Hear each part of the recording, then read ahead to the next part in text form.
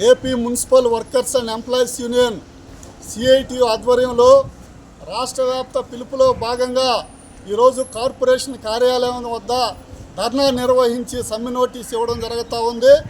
ఈరోజు ఈ సమ్మె నోటీస్ ఇచ్చే దాంట్లో ప్రధానమైనటువంటి ఉద్దేశం ఇంజనీరింగ్ కార్మికులకు గత 17 రోజుల సమ్మెకాలం సందర్భంగా 9 మంది ఐఏఎస్లతో కమిటీ వేశారు. ఆ సందర్భంగా రాష్ట్ర ప్రభుత్వంతో చర్చలు జరిగినప్పుడు స్కిల్డ్ సెమీ స్కిల్డ్ జీతాలు అమలు చేస్తామని చెప్పారు. కానీ ఇంతవరకు వాటిని అమలు చేయలేదు.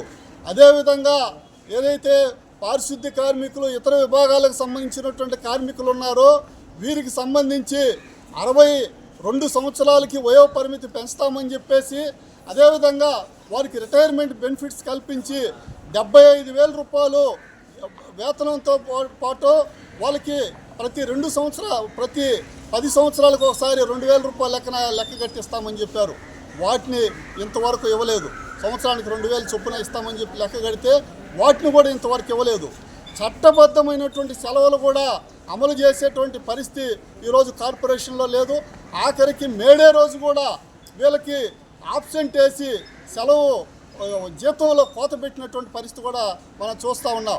అదేమైనా అడిగితే మాకు కమిషనర్ గారు ఈ సెలవులకు సంబంధించి ఇవ్వలేదు, మేము ఆదివారం ఒక్కరోజు మాత్రమే ఇస్తాము, మిగతా ఎటువంటి సెలవులు కూడా మీకు లేవు అనేటువంటి పద్ధతుల్లో ఈరోజు చెప్పడం చాలా దుర్మార్గం.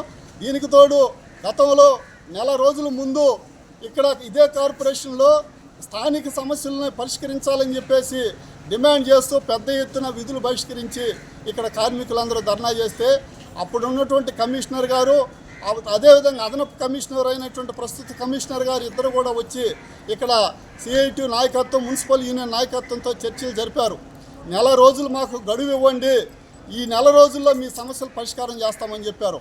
మనం యూనియన్గా నెల రోజులు కాదు, ఇంకొక 10 రోజులు కూడా అదనంగా తీసుకోండి, ఆ లోపు కానీ పరిష్కారం చేయకపోతే మాత్రం ఖచ్చితంగా మేము ఆందోళన బాట పడతామని చెప్పి స్పష్టంగా చెప్పడం జరిగింది. ఈరోజు 40 రోజులు దాటిపోయింది.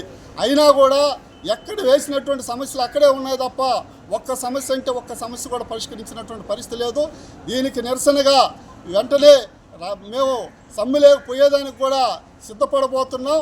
ఈలోపు ఈ సమస్యలన్నింటినీ కూడా పరిష్కారం చేసడానికి చర్చలు జరిపి ఆ సమస్యలు పరిష్కరించే విధంగా చర్యలు తీసుకోవాలని చెప్పేసి మేము డిమాండ్ చేస్తున్నాం. లేదంటే పెద్ద ఎత్తున ఆందోళనకు పోతామని చెప్పేసి సందర్భంగా తెలియజేస్తాము.